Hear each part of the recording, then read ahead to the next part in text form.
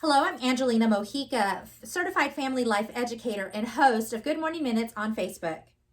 Hi, I'm Danica Shea, and I'm a licensed master social worker. And we want to welcome you back to Much Love, Much Peace, Many Blessings.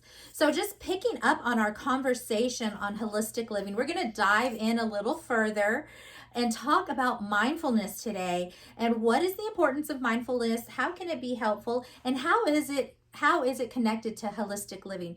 Last episode we talked about a positive attitude, so this is just going to give you another tool to enable your attitude to become positive.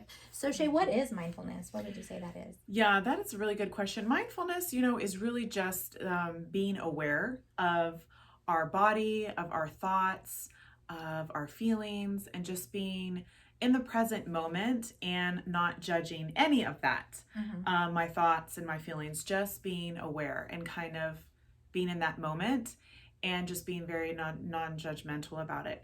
But it's also about acceptance and letting go. Really learning to accept what is and letting go of what I cannot control. Right. And that's the connection to holistic living, because holistic living is us wanting to have a balance in our life, right?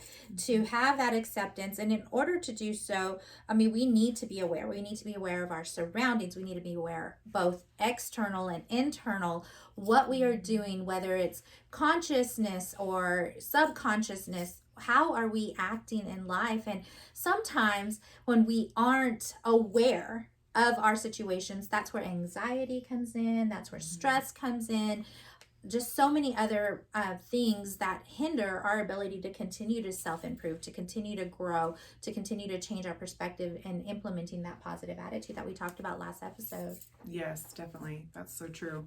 And a couple years ago, I was at this training, and a gentleman was talking about mindfulness, and I really liked how he discussed about how to be aware of our thoughts, but to remember that I am not my thoughts. A thought just is, and what a thought comes in, and then, but what I choose to focus on, whether I choose to hold that thought or not, and what I choose to do with it, how do I choose to cope, and how I choose to act out on that thought is my responsibility. So thoughts come in sometimes, right? And it's Right. like, whoa, where did that come from? So, but just to not really think that I'm my thoughts, but knowing that what comes after that is my responsibility. So it gives you a lot of control, but it also lets you not be so hard on yourself too. Right. And I think that's the beauty of mindfulness, is because it helps you grow deeper in your presence. And for me, I know that I'm somebody that's constantly thinking. So you talk about thoughts, you talk about how, you're laying there in bed and you're constantly going like, what do I have tomorrow? What's going on? And that's where stress comes in. That's where anxiety comes in, because you don't allow yourself to just rest. And I think that's what mindfulness implements, is a resting just phase for you to just be aware of where you are in your thoughts, but also in your emotions, because your thoughts do connect to your emotions, which will also, like, just being aware of the sensations around you. And I think for me, that has been a life lesson that has really helped me come along in my purpose and in my calling. And I find the benefit. There's so many people that go out and they accomplish so much in life, but they don't enjoy it because they don't know how to be present in the moment. Yes. And enjoy that success and celebrate, celebrate their life, celebrate their accomplishments and achievements. And that is so important, because if you're constantly looking at that next thing, what is next, you're literally living off of a checklist. Yes.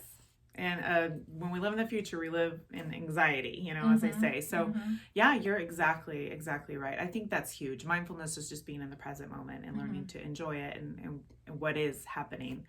And it really actually ties very nicely into positive attitude, because it talks about how when you're in that present moment, it's really about attitude about what is happening. It's not what's happened that's the issue. It's Right. what I think about it, Right. how I interpret it. So those really, mindfulness and attitude really do tie in Yeah, together. they do tie in together. And with the whole idea of self-improvement and holistic living, all of these little facets, these are little steps that bring and promote that holistic living. And what is the benefit of that? It's going to help you heal, because when you start becoming more aware, and you mentioned, your attitude, you mentioned how you perceive things. I mean, it is very much perception, and in mindfulness, as you practice mindfulness, it's going to allow you to be more objective in your perception, because then you can look at a situation and really analyze it for what it was, not for what it says about you as a person, or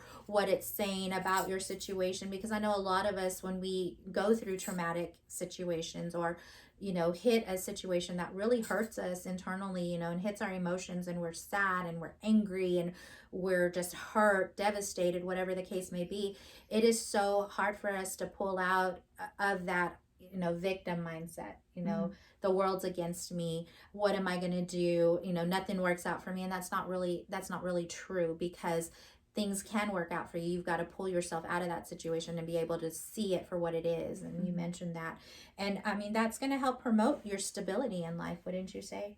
Yes, definitely, for sure. And if you don't mind, can I read these 5 steps? Because I think they're Absolutely. so awesome. Yeah, absolutely. So something that I use a lot in my practice and I hand out to my clients is this it's 5 points, tips on how to practice mindfulness and reduce anxiety. Number 1, stay in the present moment, which we already talked about. There's no rule that says you have to be doing a million things at once. I think that's a huge thing with our culture particularly. Yes. So just resting, like you said. Number 2, don't analyze the situation, because once we begin to analyze a situation, we start creating an imaginary outcome. It hasn't even happened yet. And so don't analyze the situation. Number 3, accept that there is only so much that can be done. You cannot control everything. You can't go back in time and change anything. And don't, see things for what they are. Number 4, trust in something bigger than yourself. And you don't have to worry about the how. You don't have to get overwhelmed by details, just knowing that there's always something, a greater force than ourselves working. Right. Number 5, find beauty in every moment, even the horrible ones. Look for the lesson. There is beauty in breaking your toe if you're willing to be open to it. Right. And when I went to that training as well, they talked about a traffic jam. You could take the traffic jam and be really upset about it, or take the traffic jam as a blessing for maybe changes kind of the route for your day. I mean, you never know. So right. And you're so true. That's so true. And I talk about it in my Good Morning Minutes. It is, seeing the blessing in everything and learning the lesson, because we do experience things, and we experience things because we choose to experience certain situations. I mean, we all have a choice to make, and like those outcomes can be positive or negative depending on what choice we make. And so just learning those lessons, like a breakup. I mean, you learn from a breakup what you don't want in your next relationship.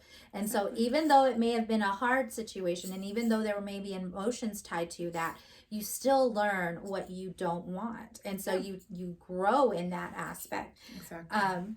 And just implementing your steps of mindfulness, and what that's going to do, it's going to help you grow self-empathy, self-compassion, and again, changing the perspective, not over analyzing it, because you can overanalyze a situation. And even looking into the future, like you start a new relationship, or you're starting a new job, and you're looking at it and you're like, okay, well, this person said this to me, so this must mean this must mean that. And then there you go. There goes your anxiety shooting up. There goes your, you start thinking of all of these other scenarios and possibilities.